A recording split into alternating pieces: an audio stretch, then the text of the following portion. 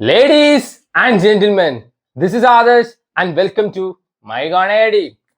Pan Indian star, one and only Prabhas Garu, Aldam, Pan Indian Avaradam, Raja Sab, Prabhas Raja Sab, Prabhas apostrophe S, the Raja Sab, Prabhas the Raja Sab. Jio ഹോട്ട്സ്റ്റാറിൽ stream ചെയ്തും ഈ അപരാധം എല്ലാ ഭാഷകളിലും available ആണ്. ഇതിന്റെ ഡയറക്ടറിന്റെ പേര് എന്താണ്? മാരുതിയ ടൊയോറ്റ. അണ്ണൻ പറഞ്ഞിട്ടുണ്ടായിരുന്നു ഈ സിനിമ ഇഷ്ടമായില്ലെങ്കിൽ ഞാൻ എന്റെ വീടിന്റെ അഡ്രസ് തരാം, അങ്ങോട്ട് വരാൻ. ഈ കോൺഫിഡൻസ്, ഈ ഒരൊറ്റ കോൺഫിഡൻസ് ആണ് നമുക്ക് എല്ലാവർക്കും വേണ്ടത്. ഇജാതി ഒരു അപരാധം പണി വെച്ചിട്ട് അത് ഹിറ്റാവുന്ന പ്രതീക്ഷിച്ച അണ്ണനെയൊക്കെ നമിക്കണം. സോ വൺ സ്റ്റാർ കാസ്റ്റ് ഉള്ള ഒരു സിനിമയാണ് പ്രഭാസ് ഗാരു. പെട്ടി തൂക്കാൻ ഡ്യൂപ്പ് അല്ലെങ്കിൽ വി എഫ് എക്സ് വേണം, ഡാൻസ് കളിക്കാൻ ഡ്യൂപ്പ് അല്ലെങ്കിൽ വി എഫ് എക്സ് വേണം, തിന്നാൻ ഡ്യൂപ്പ് അല്ലെങ്കിൽ വി എഫ് എക്സ് വേണം, തൂറാൻ ഡ്യൂപ്പ് അല്ലെങ്കിൽ വി എഫ് എക്സ് വേണം. പിന്നെ എന്തിനാണ് അവ പാൻ ഇന്ത്യൻ സ്റ്റാർ ഇത്ര കഷ്ടപ്പെട്ട് അഭിനയിക്കുന്നത്? പാൻ ഇന്ത്യൻ കോമാളി എന്നാണ് ഇത് കണ്ടു കഴിഞ്ഞാൽ പറയാൻ തോന്നുക. ആഫ്റ്റർ ബാഹുബലി, പോസ്റ്റ് ബാഹുബലി, ഇങ്ങനെ വൺ ജോക്കർ എന്ന് പറഞ്ഞ ജോക്കറിന്റെ നാണക്കേടാണ്. ആൻഡ് ഈ സിനിമയുടെ സെക്കൻഡ് പാർട്ട് രാജാ സാബ് സർക്കസ് ഇപ്പൊ എടുത്തു വെച്ചിരിക്കുന്നത് സർക്കസ്. ഇനി സെക്കൻഡ് പാർട്ട് എന്ത് സർക്കസ് പ്രോമാക്സ് ആ. സോ ഇതിൽ 3 നായികമാരുണ്ട്. 5G - 2G = 3G. Malavika Mohan, കൊണയടിയില് MBBS എടുത്ത കൊച്ചാണ് മാളവിക മോഹൻ.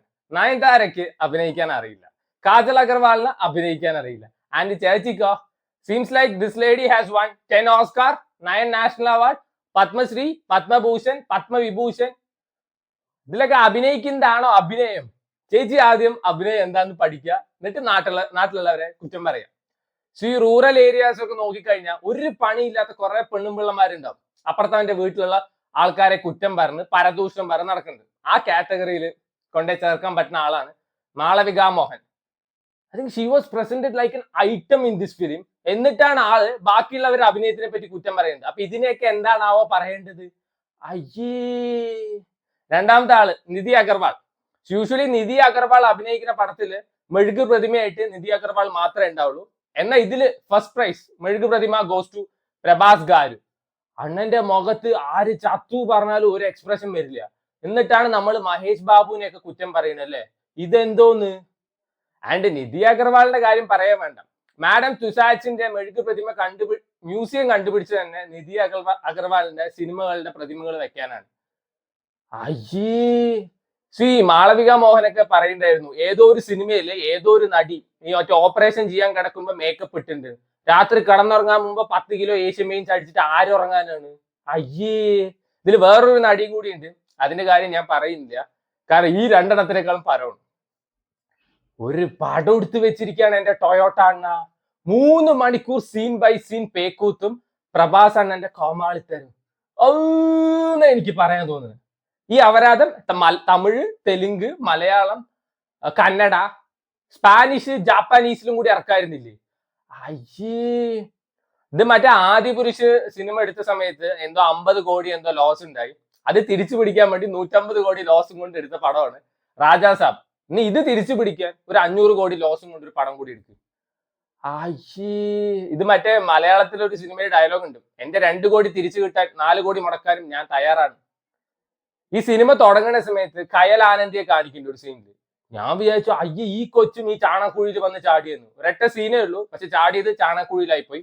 തമനാണ് ഈ സിനിമയുടെ മ്യൂസിക് വർക്ക് ചെയ്തിരിക്കുന്നത്. നമ്മൾ യൂഷ്വലി പറയല്ലോ ചന്ദനം ചാരിയാൽ ചന്ദനം മണക്കും, ചാണകം ചാരിയാൽ ചാണകം മണക്കുന്നു. പറഞ്ഞിട്ട് കാര്യമില്ല. ഇമാരി ഒരു ചാണക്കുഴിയിൽ കൊണ്ടിട്ട് അങ്ങനെ കൊണ്ടുവന്ന് ഇട്ടിട്ട് എന്ത് കാര്യം? പിന്നീട് അങ്ങോട്ട് ഇതില് ആളുടെ ഒരു അമ്മൂമ്മയുണ്ട്, പാസം പാസം പാസം. അല്ലെങ്കിൽ ഒരു ഭാഗത്ത് നിങ്ങളുടെ പേരക്കുട്ടിയുടെ വെറുപ്പിക്കലാണ്, അതിന്റെ ഇടയിൽ ഇയമ്മയുടെ വക പാസം, നേസം, പാസം. അയ്യോ. അതിന്റെ ഇടയ്ക്ക് അൽഷൈമേഴ്സ് വേറെ.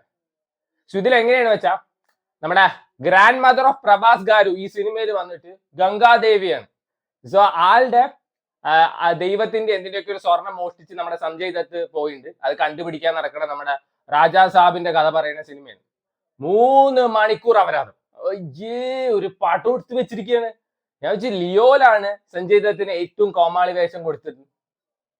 ഇതില് എല്ലാം കോമാളികളാണ്. അണ്ണന് ഒരു കൊച്ചു പോരാത്ര.